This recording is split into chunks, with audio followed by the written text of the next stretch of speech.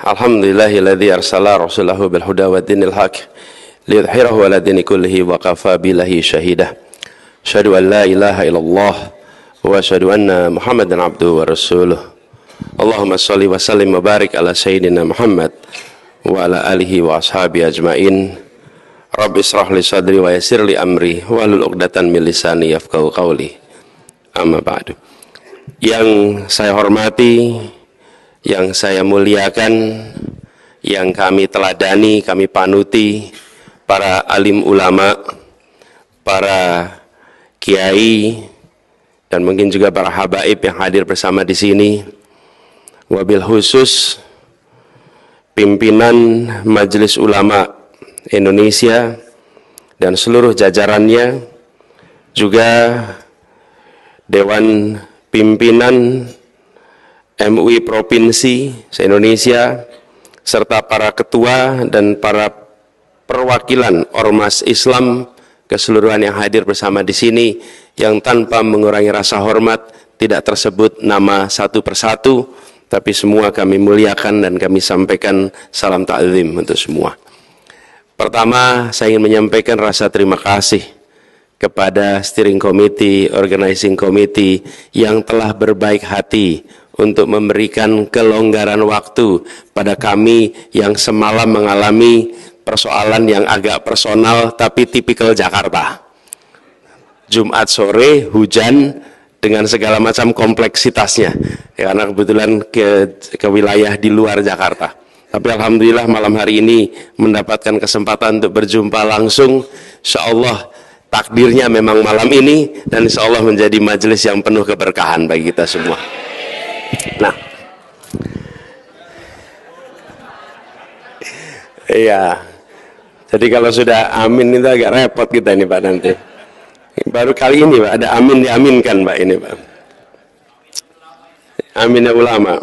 Jadi habis sekalian kami hormati, kami mendapatkan tugas untuk berbicara tema yang tadi disampaikan tentang penguatan demokrasi dan pengukuhan harmoni bangsa, persatuan. Karena itu kalau boleh izinkan kami menyampaikan beberapa gagasan utama yang juga barangkali terkait dengan apa yang akan bisa kita kerjakan sama-sama.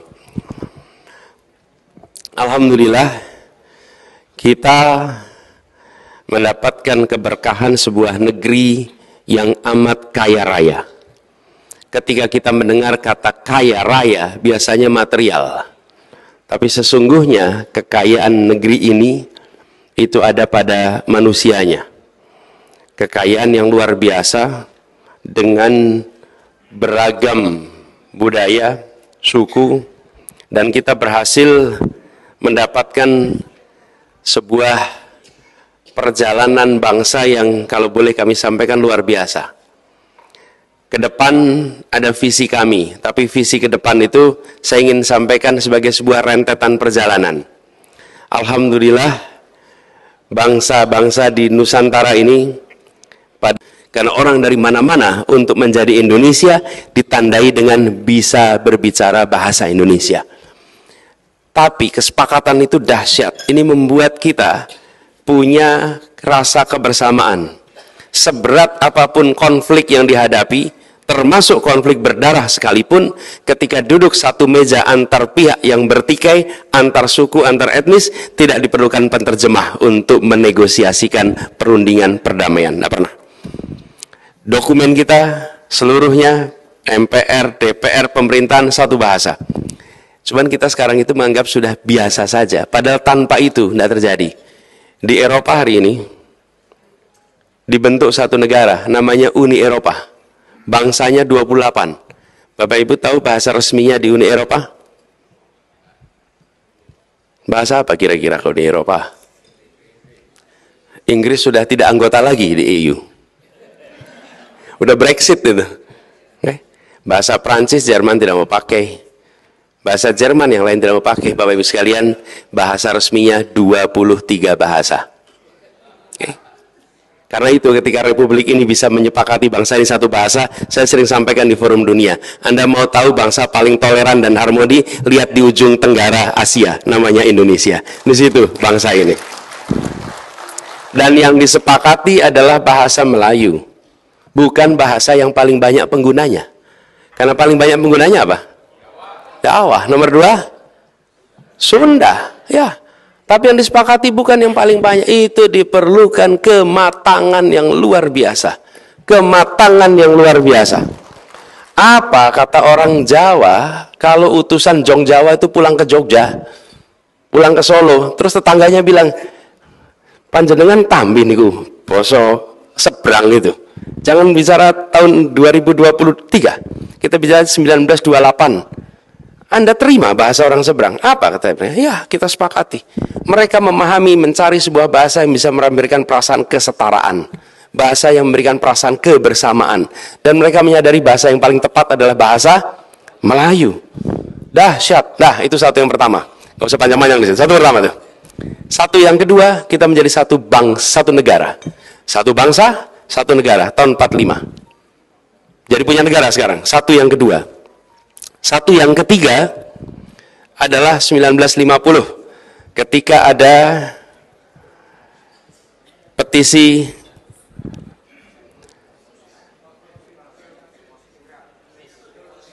Mosi Natsir. Mosi Natsir yang Indonesia kembali kepada negara kesatuan. Itu satu yang ketiga. Menjadi Mosi integrasi.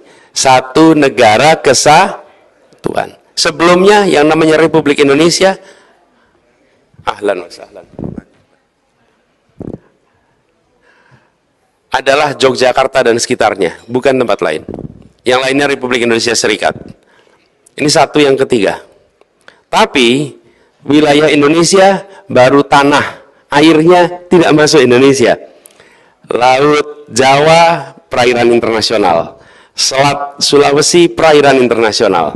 Arafura seluruhnya perairan internasional. Lalu tahun 57 Juanda melakukan deklarasi yang kita kenal dengan deklarasi Juanda, menyatakan seluruh tanah dan air dalam batas zona ekonomi eksklusif adalah wilayah Indonesia. Tapi dunia belum mengakui. Dunia tidak mengakui. Baru tahun 82. 25 tahun perjuangannya baru diakui. Ini satu yang keempat. Jadi kita sudah mengalami satu. Ini judul di sini adalah harmoni bangsa. Ini semua menjadi satu ini. Satu bangsa, satu negara, satu kesatuan, satu tanah air. Sekarang kita menuju menurut kami satu yang kelima yang harus kita hadirkan. Yaitu satu kemakmuran untuk seluruh Indonesia. Yang kelima nih. Jadi hari ini kita sudah 1-4, tapi kita ini masih timpang. Ketimpangan yang luar biasa. Bila kita lihat kualitas manusia, pembangunan itu bukan soal barang yang bisa difoto. Pembangunan itu tentang manusianya, kesejahteraan manusianya. Indeks pembangunan manusia. Jawa dan Sumatera, tahun 2013, angkanya 69. 2013. Di luar wilayah itu, angka 69 itu tahun 2022. Selisihnya 10 tahun, bukan 4 poin. 10 tahun. Jadi mengangkat kualitas manusia, 1 poin, 2 poin, itu kelihatannya kecil. Tapi ketika bicara waktu, diperlukan waktu 10 tahun. Apalagi bila kita lihat lebih jauh, kota dengan luar kota pedesaan, antar pulau, ketimpangan menjadi fenomena kita hari ini. Bila ini tidak diselesaikan, maka potensi disharmoni bisa terjadi.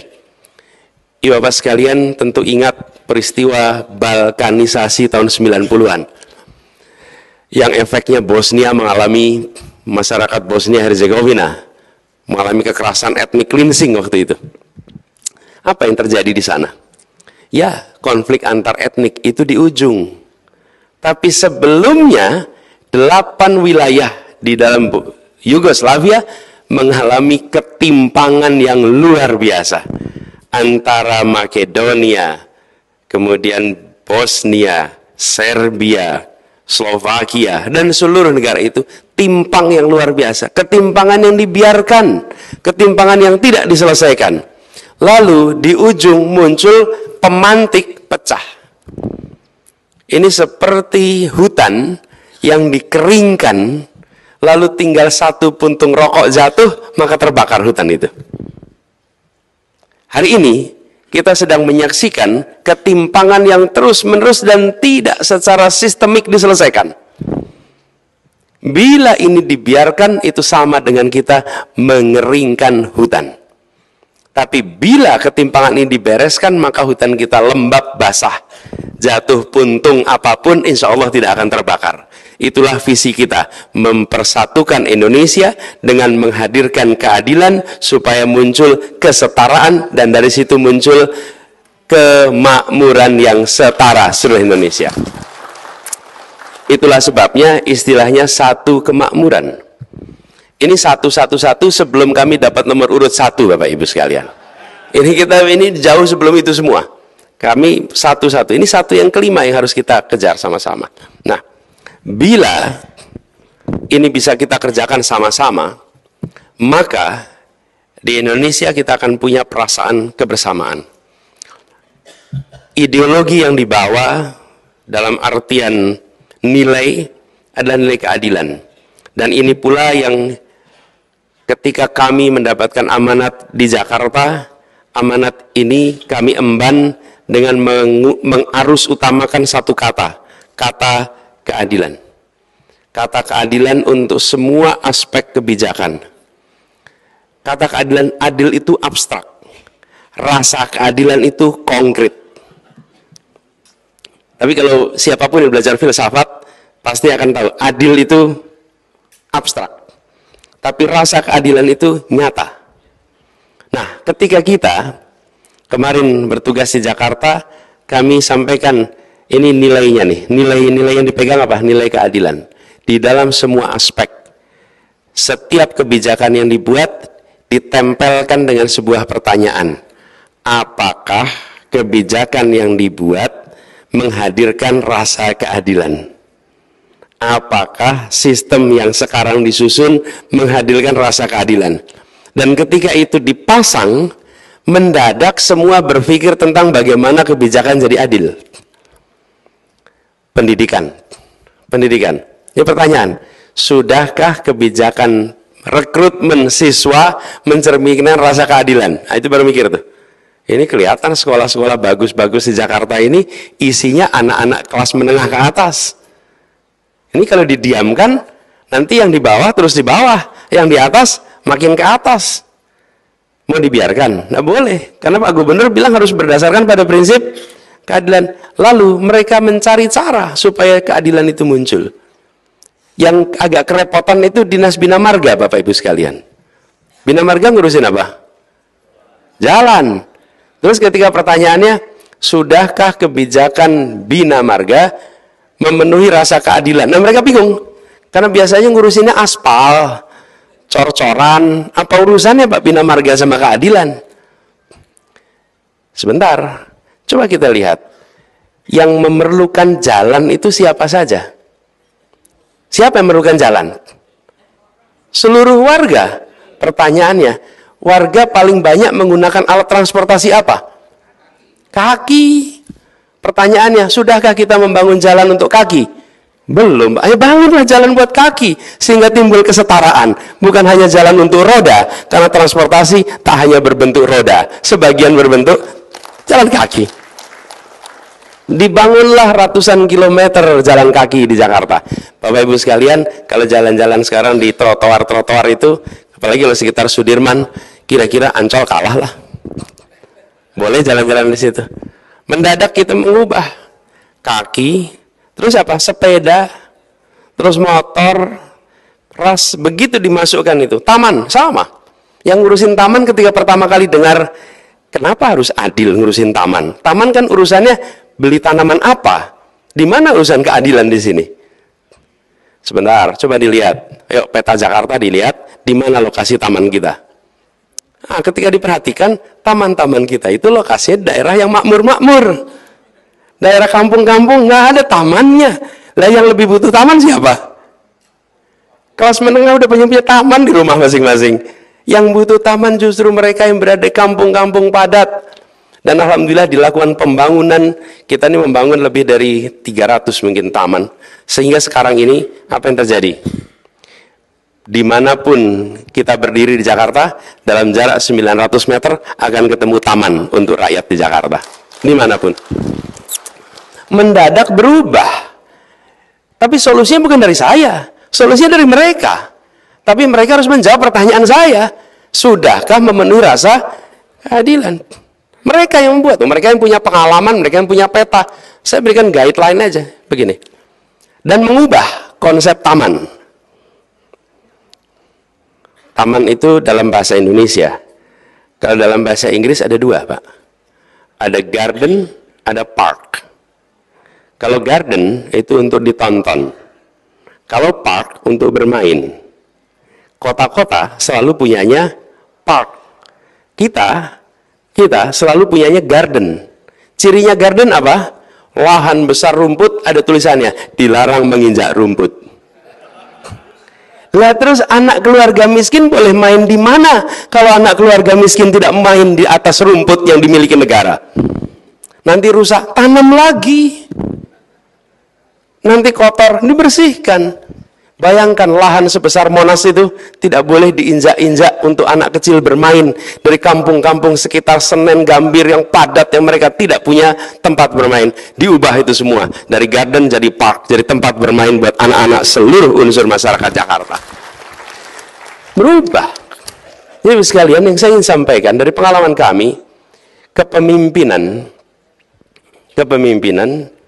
itu makin besar organisasi yang dipimpin, makin banyak orang yang harus dipimpin, maka makin mengandalkan nilai.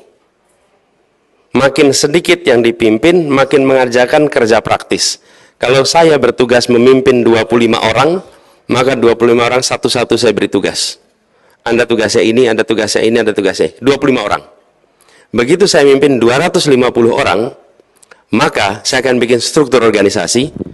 Saya akan menyusun alur kerja, saya akan menyusun target-target, sehingga 250 orang yang berada dalam tanggung jawab saya akan menjalankan tugasnya sesuai dengan misi organisasi. Tapi ketika saya harus memimpin 200.000 orang, seperti di Jakarta, maka saya tidak bisa memimpin dengan memberi tugas satu-satu, saya tidak bisa memimpin dengan bikin struktur organisasi, saya harus memimpin dengan menunjukkan ini nilai yang dipegang, dan nilai itu diterjemahkan oleh semua yang memimpin 250, diterjemahkan oleh semua yang memimpin 25 orang, sehingga menjadi sebuah arah organisasi, berbasis pada nilai, berbasis kepada value, itu yang kita pegang. Jadi, reform yang dilakukan bicara tentang keadilan. Nah, ini juga yang menghasilkan harmoni. Karena kami meyakini bahwa harmoni, kedamaian tidak ditandai dengan tiadanya konflik. Harmoni, kedamaian itu ditandai dengan adanya rasa keadilan. Ketika ada rasa keadilan, di situ ada persatuan. Kalau ada contoh sebuah bangsa, sebuah masyarakat yang bersatu dalam ketimpangan, saya rasa menarik untuk jadi pelajaran. Nggak ada. Bersatu dalam ketimpangan, nggak ada. Selalu bersatu dalam keadilan. Keadilan. Dan ini yang kita pegang sama-sama. Jadi Bapak sekalian, ketika kami setahun yang lalu mendapatkan amanat ini kami terima, bukan saya mendaftarkan diri, bukan saya mengajukan, saya sedang bertugas di Jakarta, lalu kami diusulkan untuk menjadi calon presiden. Saya katakan saya siap, bismillah, tapi kami ingin membawa agenda ini, agenda keadilan, ini yang ingin kami bawa. Alhamdulillah itu disetujui, dan itu yang kemudian kami akan bawa terus ke depan. Dengan segala macam tantangannya. Karena semenjak dicalonkan, yang mencalonkan pun punya tantangan banyak sekali. Kalau saya udah 5 tahun di Jakarta, macam-macam tantangannya itu. Tapi Allah selalu berikan jalan keluar lewat pintu-pintu yang tak terduga sebelumnya. Insya Allah ke depan juga begitu. Amin. Amin. Nah, jadi lupa saya ini mau apa nih teh. Amin.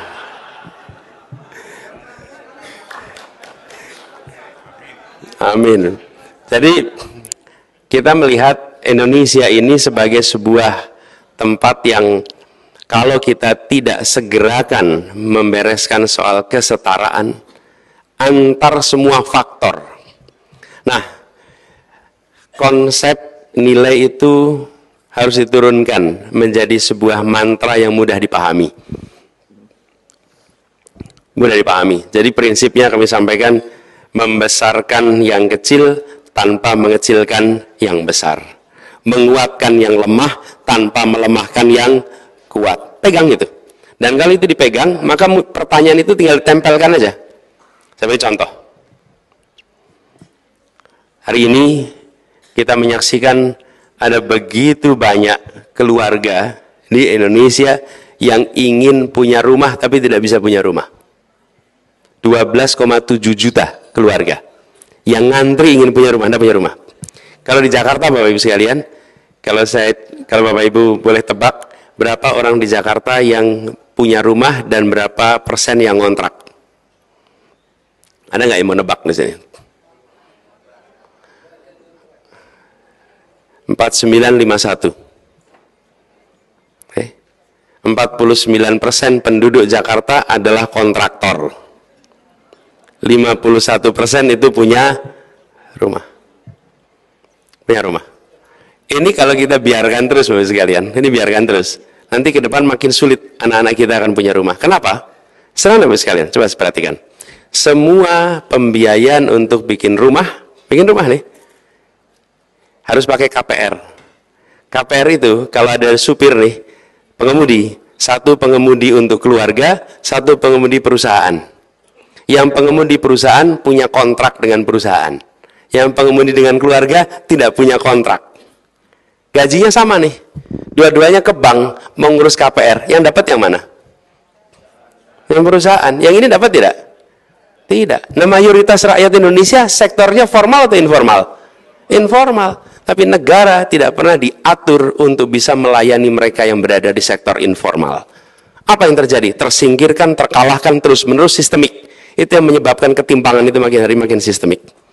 Mereka yang kecil, yang lemah, waduh, repot sekali. Kami beri contoh di Jakarta, Pak. Satu ketika di Jakarta, oleh gubernur sebelumnya ada pelarangan menggunakan motor di jalan protokol. Jalan Tamrin, Jalan Sudirman, itu motor tidak boleh lewat. Ingat ya, bagi yang tinggal di Jakarta. Saya waktu itu panggil yang punya data. Yang punya data itu Gojek sama satunya itu apa? Grab. Saya tanya, berapa pengantaran barang dan orang ke Jalan Sudirman setiap hari?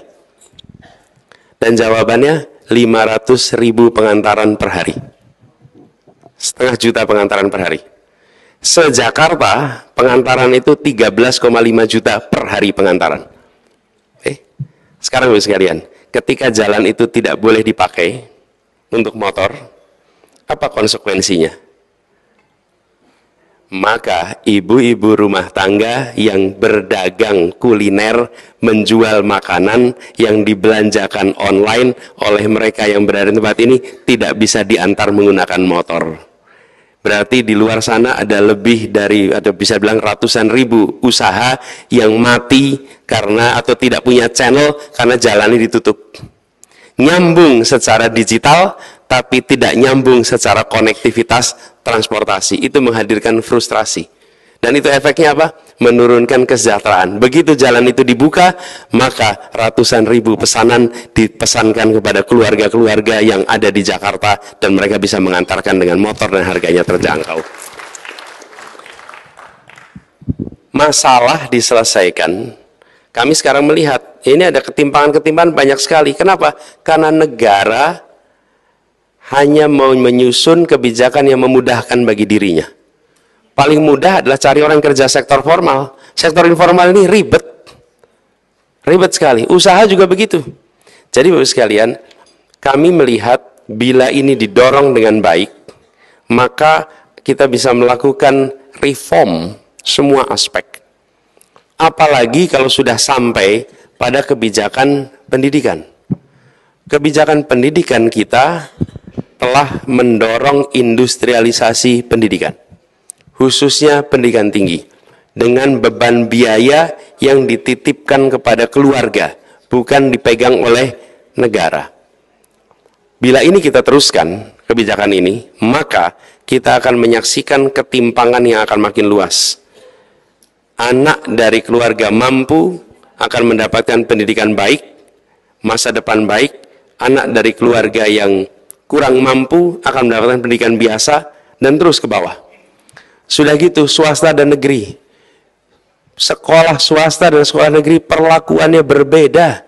Padahal kalau tidak ada sekolah swasta, tidak cukup Indonesia ini untuk mendidik anak-anak kita. Harusnya pemerintah merasa berhutang budi pada sekolah-sekolah swasta. Karena sekolah-sekolah swasta itulah yang justru menyelamatkan anak-anak yang tidak bisa tertampung di sekolah negeri. Jadi tidak boleh dipandang ini sebagai beban, malah swasta itu harus dibantu. Itulah sebabnya saya sampaikan ke depan kami malah memandang sekolah swastanya dibantu. Fasilitasnya ditingkatkan dan dibantu oleh negara.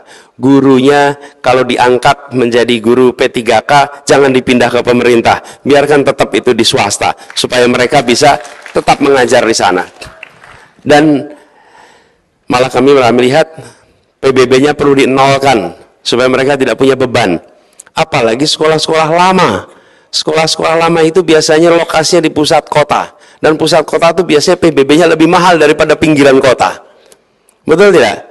Kan itu malah PBB-nya menghukum sekolah berjasa, bukan? Lihat, sekolah-sekolah yang sudah ada sebelum Republik ini ada, itu PBB-nya lebih mahal daripada sekolah yang baru dibangun 10 tahun yang lalu. Kebijakan-kebijakan begini, itu dibiarkan begitu saja. Kenapa? Karena kita tidak menggunakan pertanyaan sederhana dalam menyusun kebijakan. Apakah kebijakan ini menghadirkan rasa keadilan? Begitu itu dipakai, revisi. Jadi Bapak sekalian, kami melihat harmoni ke depan itu bukan soal pidato, bukan soal kumpul antar suku, antar etnis, antar agama, lalu terlihat harmoni dalam forum. Bukan. Harmoni itu adalah kebijakan yang disusun yang menghadirkan perasaan kesetaraan, dan dari kesetaraan itu muncul perasaan keadilan, dan dari situ muncul harmoni dari rasa keadilan itu. Nah, ini menurut pandangan kami yang menurut kami perlu kita dorong sama-sama ke depan. Lalu yang tidak kalah penting, Bapak Ibu sekalian yang kami hormati, salah satu aspek yang tadi disampaikan adalah tentang penguatan demokrasi yang dibebankan pada kami. Kami melihat proses musyawarah rakyat yang begitu besar itu tidak sederhana. Orang masih banyak yang berdebat tentang demokrasi itu apa. Kalau bicara demokrasi menurut ilmu politik, definisinya ada minimal, ada yang mengumpulkan definisi demokrasi dan terkumpul 564 definisi. Oke? Jadi kalau ada orang berdebat soal demokrasi, barangkali definisi yang dibilang si A dengan definisi yang dibilang si B itu beda. Karena ada 564 definisi tentang demokrasi itu. Jadi, saya ingin sederhanakan dalam konteks kita. Bagaimana kehidupan bernegara ini diatur dengan adab yang benar, dengan etika yang dijunjung tinggi, dan negara yang mengandalkan pada prinsip hukum. Menurut kami, Indonesia harus terus berada dalam realnya, bukan sebagai negara kekuasaan, tapi sebagai negara hukum. Dalam negara hukum, kekuasaan diatur oleh hukum. Dalam negara kekuasaan, hukum diatur oleh kekuasaan. Nah, akhir-akhir ini kita melihat gejala yang agak berbeda, di mana banyak aturan-aturan yang mengalami perubahan, yang prosesnya dan kepentingannya tidak mencerminkan yang sesungguhnya menjadi aspirasi dari kebanyakan rakyat Indonesia. Betul tidak? Tidak usah tepuk tangan, tidak apa-apa. Karena sudah tahu juga kan apa yang dimaksud itu. Ya, jadi Kami melihat mengembalikan dan menjaga Indonesia tetap berada di dalam koridor negara hukum itu prioritas kita. Dengan begitu proses musyawarah, baik musyawarah melalui penusukan suara, penusukan nama partai atau nama orang, maupun musyawarah yang terjadi di dewan, musyawarah yang terjadi dalam tempat-tempat lain, itu semua dibawa dengan menjaga etika, dengan menjaga prinsip sebagai sebuah negara hukum. Ini membutuhkan keteladanan. Ini membutuhkan keteladanan. Karena tanpa keteladanan kita akan mengalami kesulitan untuk menjaga agar negeri ini menjadi negara hukum yang kuat. Lalu, Bapak-Ibu sekalian, kita punya PR yang tidak kalah penting. Indonesia bukan hanya indeks demokrasinya turun, tapi juga Indonesia dianggap turun di dalam penanganan korupsi. Korupsi menjadi satu masalah yang hari ini makin hari makin terasa besar. Menurut hemat kami, salah satu sumber utama persoalan korupsi adalah kita belum melakukan reformasi pembiayaan partai politik. Belum disentuh. Kita sudah reformasi tentang pengadaan penyelenggaraan pemilu. Dari partai yang hanya 3 menjadi partai yang bebas. Sudah dikerjakan. Kita sudah reformasi hubungan pusat daerah dengan ada otonomi daerah, ada desentralisasi. Kita sudah reformasi hubungan antar lembaga negara. Presiden, DPR, MA, MK, BPK. Sudah dilakukan itu. Tetapi partai politik dan pembiayaan partai politik belum direform. Apa yang terjadi? Biaya yang harus dikelola oleh partai politik dibiarkan dicari sendiri oleh partai politik. Negara tidak terlibat. Dalam kenyataannya, Bapak-bapak Ibu di sini mimpin MUI. MUI itu punya biaya operasional, bukan? Provinsi juga punya biaya operasional, bukan? Pertanyaannya, kalau tidak dialokasikan anggaran, maka harus mencari sendiri. Oke? Harus mencari sendiri. Nah, kita ini maunya tutup mata. Pokoknya partai tidak dibiayai, bagaimana Anda membiayai, kami tidak mau tahu. Konsekuensinya apa? Ya mereka kemudian partai politik harus mencari kreativitas dalam tanda kutip untuk membiayainya. Dan kreativitas ini menjadi jebakan-jebakan yang rentan kepada praktek yang koruptif. Kenapa? Kita tidak mau berterus terang bahwa nyata kita tidak mengatur. Dengan mengatakan, wah itu kan wilayah politik. Mereka biar cari jalan sendiri. Repot Bapak Ibu. Menurut kami ini harus reformasi. Dan Indonesia bukan negara pertama. Di banyak tempat di dunia sudah menjalaninya. Bila ini kita bereskan, maka salah satu hulu dari praktek korupsi akan bisa kita kendalikan. Yang berikutnya, boleh tepuk tangan. Yang berikutnya adalah penegakan hukum. Kalau penegakan hukum, korupsi ini ada 3 potensi sebabnya. 1, korup karena kebutuhan. Yang kedua, korup karena keserakahan. Yang ketiga, korup karena sistem. Korup karena kebutuhan, gajinya hanya cukup untuk hidup 20 hari. 10 hari terakhir dia harus bagaimana? Lalu muncul tuh ruang untuk nutup. Obatnya bukan penegakan hukum saja. Penegakan hukum belum tentu menjerahkan, masalahnya nggak selesai. Ini sering saya sampaikan pada penegak hukum di Jakarta. Di Jakarta ini banyak orang melanggar, ada 2 jenis pelanggaran. Melanggar karena butuh dan melanggar karena serakah. Oke? Kalau gedung tinggi ngambil air tanah dari kedalaman 200 meter tanpa izin, itu namanya melanggar karena serakah.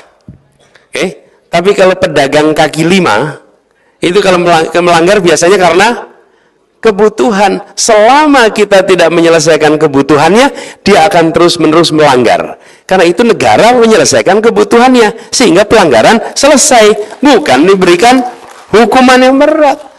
Hukuman berat menyelesaikan, karena kebutuhannya tidak terpenuhi. Tapi kalau yang melanggar karena keserakahan, nah baru ini pakai hukuman yang menjerakan. Ada rasa takut di situ. Dan koruptor paling takut adalah miskin atau miskin. Ada yang mengusulkan hukuman mati.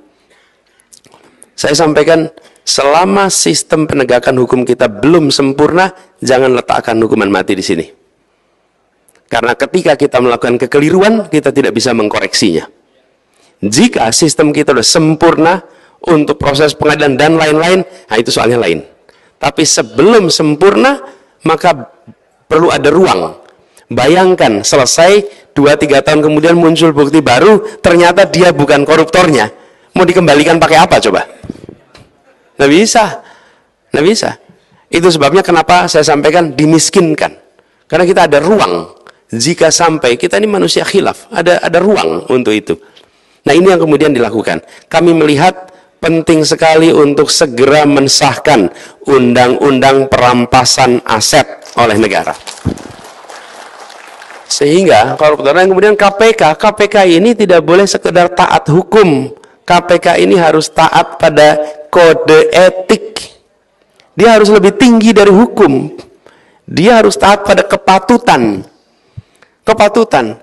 Karena itu tadi kemarin saya sampaikan, bahwa bila Allah takdirkan untuk kami bertugas, maka kami akan sampaikan semua pimpinan KPK yang terpilih harus tanda tangan pernyataan akan mengundurkan diri jika melanggar kode etik KPK. Selesai. Jadi bukan mengundurkan diri kalau jadi tersangka, bukan. Itu aja masih belum. Tapi bila melanggar kode dan kode etik KPK, Bapak Ibu sekalian, saya kebetulan pernah bertugas menjadi Ketua Komite Etik KPK tahun 2012. Ketika saya jadi Ketua Komite KPK, saya melihat dari dekat betapa standar kode etiknya itu sangat tinggi. Dan pada waktu itu, saya belum pernah, ini saya cerita sedikit, saya belum pernah datang berada di sebuah kantor yang ketika waktu duha, musolanya penuh dengan orang-orang sholat duha. Kecuali di KPK. Betul-betul. Saya datang kantor banyak, tapi hanya di KPK. Ini peristiwa 2012. Ketika waktu duha, itu semua hadir di situ. Begitu waktu sholat masuk, semua berbondong-bondong ada di musola. Dan waktu saya ngobrol dengan mereka, itu mereka selalu ingin cerita. Kan di musola kita duduk gitu. Pak, kami yang di sini ini betul-betul hanya mengandalkan pada pertolongan Allah, tidak ada yang lain. Karena yang dihadapi luar biasa. Bapak Ibu sekalian, luar biasa. Kita di sini tahu beres, Bapak Ibu. Karena mereka tak bercerita. Itu kalau datang ke situ ketemu dengan mereka-mereka yang bertugas, kalau saya mengatakan saya bangga lihat anak-anak muda penuh integritas yang waktu itu menjaga KPK. Luar biasa. Nah, tapi sebagian udah dikeluarin kemarin. Udah dikeluarin. Ini harus dikembalikan lagi nih orang-orang yang waras-waras ini. Mereka-mereka yang pemberani-pemberani ini. Orang-orang pemberani luar biasa. Saya pernah ngobrol dengan satu orang. Saya cerita, kenapa kamu mau di KPK jadi berani? Saya cerita gini, Bang, saya dulu pernah tugas di polisi. Dikirim ke Aceh. Kemudian ada konflik bersenjata di situ. Lalu peluru-pelurunya itu kenanya rambut saya, Bang. Bapak Ibu sekalian, coba bayangin, pelurunya itu kenanya rambut. Gitu. Jadi saya ini sedang dikasih bonus umur sama Allah. Kalau enggak saya sudah selesai berapa tahun yang lalu. Jadi bonus umur saya ini cuma mau saya pakai untuk membersihkan korupsi di Indonesia. Tidak lebih dari itu. Izin Pak Anies. Jadi sekalian, 5 menit lagi. Ya. Jadi sekalian, yang kita saksikan apa? Sebuah badan membersihkan korupsi harus berisi orang berintegritas. Dan orang berintegritas itulah yang harus kita jaga agar tak berada di situ dengan kode etik yang dijaga tinggi. Jadi Bapak sekalian kami hormati, izinkan saya merangkum atas apa yang saya sampaikan. Bahwa Indonesia harus menuju satu kemakmuran. Karena dengan satu kemakmuran, kita akan bisa merasakan Indonesia memberikan perlakuan yang sama bagi semuanya. Itu dilakukan lewat apa? Lewat mereview semua kebijakan yang ada agar kebijakannya membesarkan yang kecil, menguatkan yang lemah, tanpa mengecilkan yang besar, tanpa melemahkan yang kuat. garisnya itu.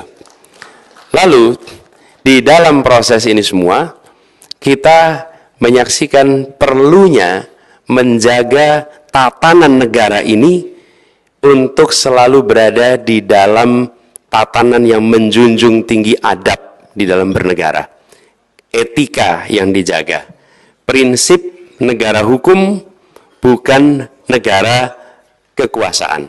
Ini lalu salah satu masalah terbesar Republik ini adalah praktek korupsi, dan praktek korupsi ini diselesaikannya melalui satu, yang karena kebutuhan dibereskan kebutuhannya, yang karena keserakahan diberikan ancaman hukuman yang menjerakan, dan institusi yang mengelola penegakan hukum untuk korupsi yang serakah adalah KPK. KPK-nya ditinggikan standar kode etiknya.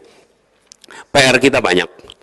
Saya hendak sampaikan pada semua, tidak mungkin kita bisa menyelesaikan seluruh masalah yang ada di Republik ini.